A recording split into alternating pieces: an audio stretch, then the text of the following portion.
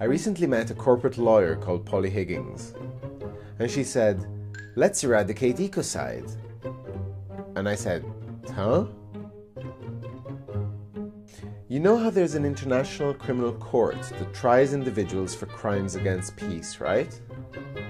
Well, this court is in The Hague in the Netherlands, and their job is to bring to justice criminals who have committed international crimes, like for example genocide, which is the destruction in whole or in part of an ethnic, racial or religious group, or crimes against humanity, where one or more human beings have been systematically humiliated through murders, rape, torture and persecution, or war crimes when human rights have been violated during conflict, or even crimes of aggression, where one state violates the sovereignty and independence of another state through armed force. Well, imagine if the crime of ecocide, which occurs when the natural environment of a given territory is destroyed to such an extent that the survival of its inhabitants is threatened. Well, imagine if the crime of ecocide were to become illegal under international law. This is all very interesting, but what difference is this going to make?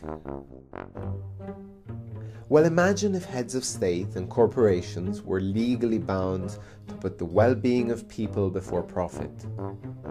This would resolve many of our problems with pollution or the destruction of ecosystems and climate change. Yeah, that's great, but honestly, what do you think I can do about it? First of all, we aim to collect 1 million signatures from European citizens so that laws against ecocide can be discussed in the EU Parliament.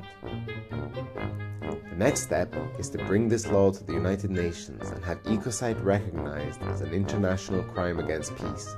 Then companies and individuals will be held responsible for destroying livelihoods of people and other living creatures. So tell your friends, share this video, use social networks and shout it off the top of a mountain if you like. End ecocide.